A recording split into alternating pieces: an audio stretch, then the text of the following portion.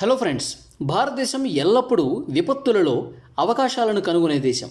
మరియు ఈసారి బంగ్లాదేశ్లోని గందరగోళం భారతదేశానికి గణనీయమైన అవకాశాన్ని ఇచ్చింది. ఈరోజు మనం బంగ్లాదేశ్లో అశాంతి కారణంగా గ్లోబల్ మార్కెట్లో టేకాఫ్ చేయడానికి సిద్ధంగా ఉన్న భారతదేశ వస్త్ర పరిశ్రమ గురించి మాట్లాడుతున్నాం. భారతదేశం మరియు బంగ్లాదేశ్ రెండు దక్షిణాసియాలో ప్రధాన వస్త్ర ఉత్పత్తి దేశాలు మరియు వారి వస్త్ర పరిశ్రమలు పోటీదారులుగా ఉన్నాయి. బంగ్లాదేశ్ ప్రపంచవ్యాప్తంగా చాలా దేశాలకు చౌక ధరలకు మంచి నాణ్యమైన దుస్తులు ఎగుమతి చేస్తోంది. దీని కారణంగా వస్త్ర ఎగుమతుల్లో భారతదేశం వెలుగుబడింది. అయితే బంగ్లాదేశ్లో ప్రస్తుత అశాంతి కారణంగా ప్రతి చోట కర్ఫ్యూలు విధించబడ్డాయి. బంగ్లాదేశ్లోని అన్ని ఫ్యాక్టరీలు మరియు కంపెనీలు మూసివేయబడ్డాయి. ఈ విపత్తు మధ్య బంగ్లాదేశ్ గతంలో అధికారంలో ఉన్న దేశాలలో ఎగుమతి మార్కెట్లలో ఆధిపత్యం చెలాయించే అవకాశాన్ని భారతదేశ వస్త్ర పరిశ్రమ కనుగొంది. అయితే ముందుకెళ్లే ముందు భారతదేశం మరోసారి విపత్తులో అవకాశాన్ని పొందిందని చెప్పాలి. బంగ్లాదేశ్లోని ప్రధాన భౌగోళిక రాజకీయ మార్పులు భారతదేశ వస్త్ర పరిశ్రమకు ప్రపంచ దేశాలలో తన ఆధిపత్యాన్ని స్థాపించడానికి కొత్త అవకాశాన్ని ఇచ్చాయని వార్తలు వెలువడ్డాయి.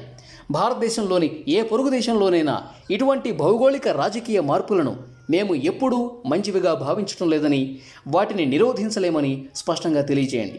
అయితే ఈసారి బంగ్లాదేశ్లో జరిగిన సంఘటనలు భారతదేశ టెక్స్టైల్ పరిశ్రమకు ఎంతో మేలు చేయబోతున్నాయి. ఫ్యాషన్ యుగంలో దుస్తులకు పెరుగుతున్న డిమాండ్తో వినియోగం వేగంగా పెరుగుతోంది మరియు ప్రపంచవ్యాప్తంగా చాలా దేశాలు వస్త్రాల కోసం భారతదేశం మరియు బంగ్లాదేశ్పై ఆధారపడుతున్నాయి. దక్షిణాసియాలో భారతదేశం మరియు బంగ్లాదేశ్ మాత్రమే తమ వస్త్ర పరిశ్రమను నిరంతరం పెంచుకుంటున్న దేశాలుగా ఉన్నాయి.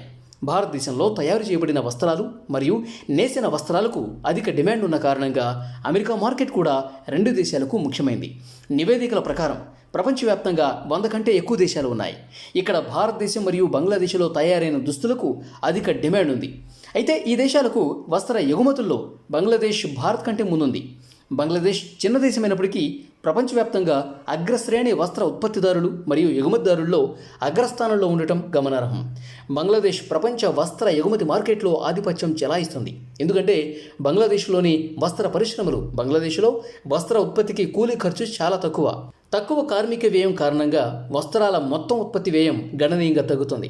దీని కారణంగా బంగ్లాదేశ్ వస్త్ర తయారీదారులు చౌకైన ధరలకు మంచి నాణ్యమైన దుస్తులు ఉత్పత్తి చేయగలరు.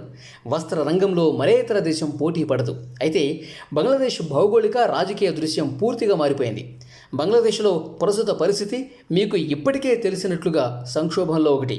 ప్రధాని షేక్ హసీనా తన ప్రాణాలను కాపాడుకోవడానికి భారతదేశానికి పారిపోయారు. బంగ్లాదేశ్ అంతటా కర్ఫ్యూ అమల్లో ఉంది మరియు అన్ని కర్మాగారాలు, కంపెనీలు మూసివేయబడ్డాయి. బంగ్లాదేశ్ యొక్క ప్రపంచ వాణిజ్యం ముఖ్యంగా వస్త్రాలలో నిలిపివేయబడింది.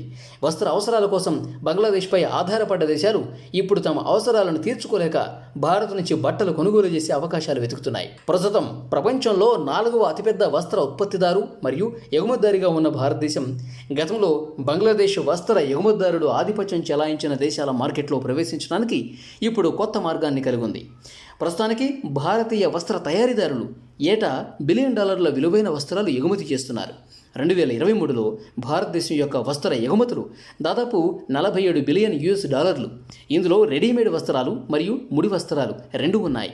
వీటిని ప్యాంట్లు, షర్ట్లు, సల్వార్ కమీజ్, కుర్తాలు, చీరలు, లోదుస్తులు మరియు సరికొత్త ఫ్యాషన్ వస్త్రాలను తయారు చేయడానికి ఉపయోగిస్తారు. అదనంగా భారతదేశం బట్టలు తయారు చేయడానికి ఇతర దేశాలకు ముడి పదార్థాలు కూడా ఎగుమతి చేస్తుంది. భారతదేశం ఇతర దేశాలకు ఎగుమతి చేసే వస్త్రాలు మరియు ప్రధానంగా గుజరాత్, తమిళనాడు, పంజాబ్, ఉత్తరప్రదేశ్, ఆంధ్రప్రదేశ్లో ఉత్పత్తి చేయబడతాయి. పత్తి, సింథటిక్ వస్త్రాలు మరియు వస్త్రాలను పెద్ద ఎత్తున ఉత్పత్తి చేయడం వల్ల గుజరాత్ భారతదేశం యొక్క టెక్స్టైల్ హబ్గా పిలువబడుతోంది. సూరత్ ప్రత్యేకించి పట్టు మరియు సింథటిక్ ఫ్యాబ్రిక్ ఉత్పత్తిలో అగ్రగామిగా ఉంది. అదనంగా మహారాష్ట్రలోని ముంబై మరియు నాసిక్ మరియు తమిళనాడులోని తిరువూరు వంటి నగరాల్లో వస్త్ర పరిశ్రమ ఇటీవలి సంవత్సరాలలో గణనీయంగా అభివృద్ధి చెందింది. పత్తి, పట్టు మరియు రెడీమేడ్ వస్త్రాలు ఉత్పత్తి చేస్తోంది. బిజినెస్ స్టాండర్డ్ యొక్క నివేదిక ప్రకారం తిరుపూర్ ఎగుమతిదారుల సంఘం అధ్యక్షుడు గత సంవత్సరంతో పోలిస్తే ఈ ఆర్థిక సంవత్సరానికి ఆర్డర్లు సుమారు 10% పెరిగే అవకాశం ఉందని పేర్కొన్నారు. బంగ్లాదేశ్ ప్రస్తుతం యూరోపియన్ యూనియన్, యూకే మరియు యుఎస్ఏ వంటి ముఖ్యమైన మార్కెట్లకు నెలవారీ $3.8 బిలియన్ విలువైన దుస్తులను ఎగుమతి చేస్తుందని ఆయన పేర్కొన్నారు. పోల్చి చూస్తే కనుక భారతదేశం యొక్క నెలవారీ వస్త్ర ఎగుమతులు సుమారు $1.5 బిలియన్. ఏది ఏమైనప్పటికీ తిరుపూర్ ఎగుమతిదారుల సంఘం టెక్స్టైల్ ఎగుమతుల్లో 10% పెరుగుదల అంచనా వేసింది. భారతదేశ దుస్తుల ఎగుమతులు గణనీయంగా పెరుగుతాయని అంచనా వేసింది. ఇక ఈ సారాంశంలో భారతదేశం సంక్షోభ సమయంలో మరోసారి అవకాశాన్ని దక్కించుకుంది. ఇది ప్రపంచంలోని అనేక దేశాలను ఆశ్చర్యపరిచింది. దీని గురించి మీరేమనుకుంటున్నారు? ప్రపంచ మార్కెట్లో భారతీయ వస్త్రాల ఆధిపత్యం కొనసాగుతుందా? కామెంట్ సెక్షన్లో మీ అభిప్రాయాలు పంచుకోండి. దయచేసి ఈ వీడియో నచ్చినట్లయితే లైక్ చేయండి, షేర్ చేయండి, సబ్స్క్రైబ్ చేయండి.